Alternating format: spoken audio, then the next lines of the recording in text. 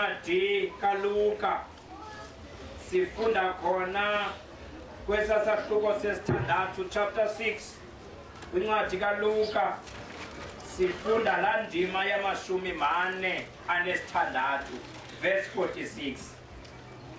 Luke chapter 6 verse 46. Yini nake ukuba nindibize ngokuthi Nkosi, Nkosi, nibe ningazenzi izinto endizithethayo. Inkosi mayisikelele ufunda kwezulayo ngoku ade abuye uYesu. Amen. Amen. Andinibulise kwakhona abantwana bakaThixo apha kule ndawo yase-Better Life eFilipi ngelihle igama lenkosi. Amen. Amen. Yabona uThixo ligcinile kule weekend, nayifumana nabuya nisengabaphilileyo, mayibongwe inkosi ngaloo. Bakhona besiqale nabo i-weekend abayigqibanga kunye nathi.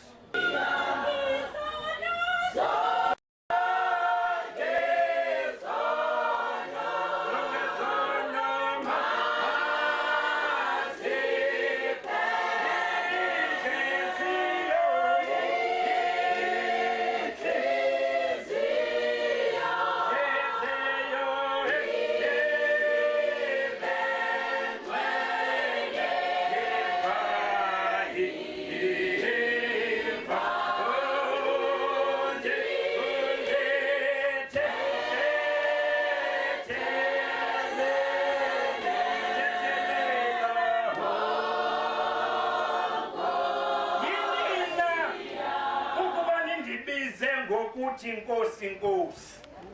Sivu Yesu bantwana bakaThixo ekhala ngamazwi athi yini, ingathi bhomboloze indoda omXhosa ithi yini konakele. Nangu Yesu esithi yintoni bantu baseFilipi nindibize ngokuthi Nkosi, Nkosi, nibe ningazenzi izinto endizithethayo. Oya le phone sibiya uyicime, ukhona umtshoni ozama ungena apha ngasemva. Uthi le verse izinto endizithethayo anizenzi. Nihleli bandla kaThixo.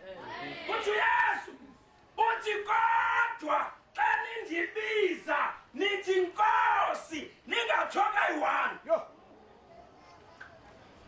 Akathethi namanqila asesibhini, akathethi nabantu abadovolayo ekhasino, ubhekisa kwiimazi zangolwesine, ubhekisa kumadodana azanayo noYesu. Uthi nithi xa nindibiza Nkosi, Nkosi, ninditeketise de nithi gxalabalibanzi, nithi ndembelele yesixeko sakwaJuda. Kodwa xa ndithetha into anifuni uyenza.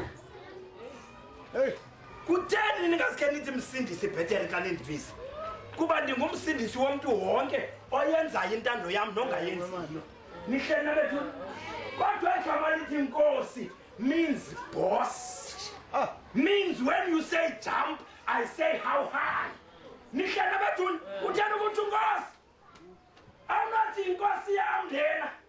Kodwa kafuneka kuhlawula into zalapha elalini afuna uhlawula. Nihleli nabethu. Ukuba uzweli thini yinkosi yakho uzazithobela into zakwaZulu.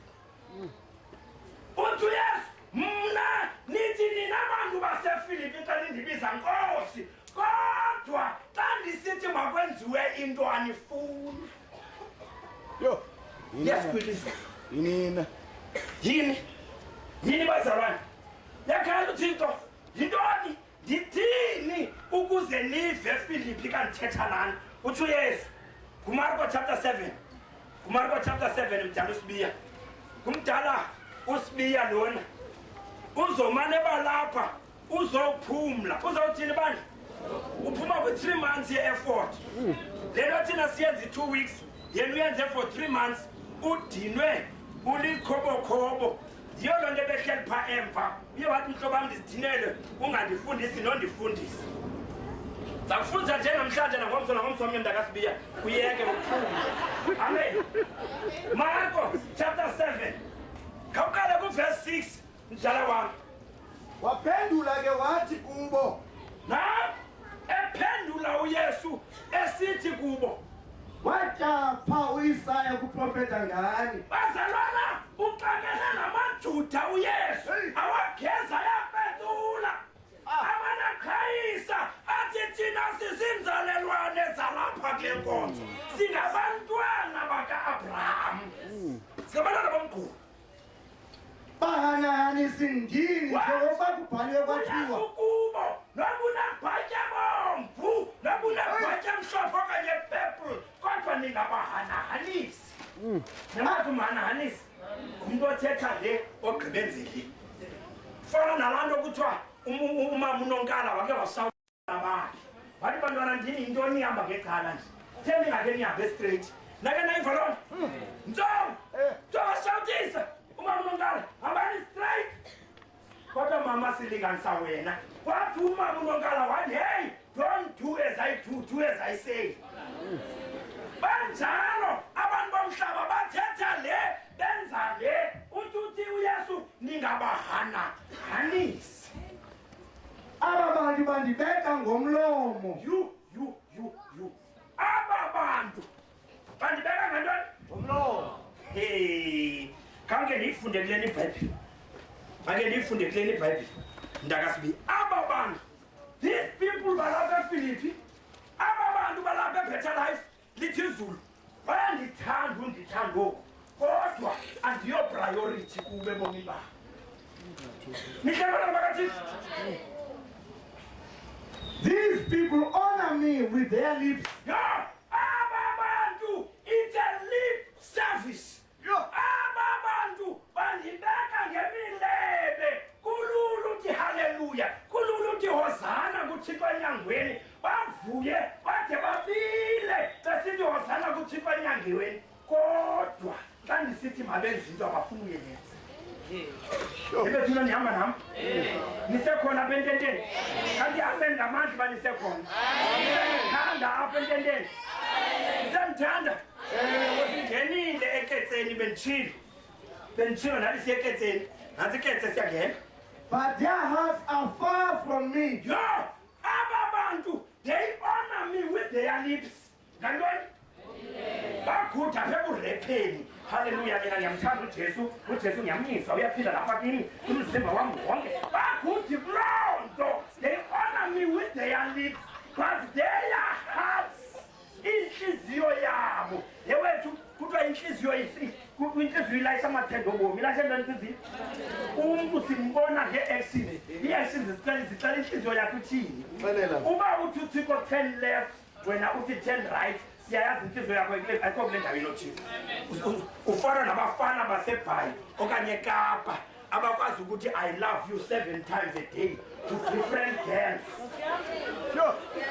abana-problem nihlele bethuni into esingayibhudiwe nasefowunini watch out umfana soloko esithi switi hani angamisi ngegama watch out ningohani nonke yonke nalist ngohani gays honoring you with their lips ukuthanda ngemilebe inhliziyo isendele kuthi uthixo uthi abantu balapha eBetter Life bandithanda ngemilebe kodwa inhliziyo zabo azikho kuyo baphakamile kule vekupheleyo bathi siyamamkela uYesu nathi bama ngeenyawo bazothini xa singena kwi-principles bawuthi uYesu ufuna uhamba uzawubuya umva na okanye uzothi ndoyapho andisakhona uzawuthini here's the challenge uzawuthini kodwa amaJuda wona abhaqwa baenza i-lip service enza ntoni bazalwana they honor me with their lips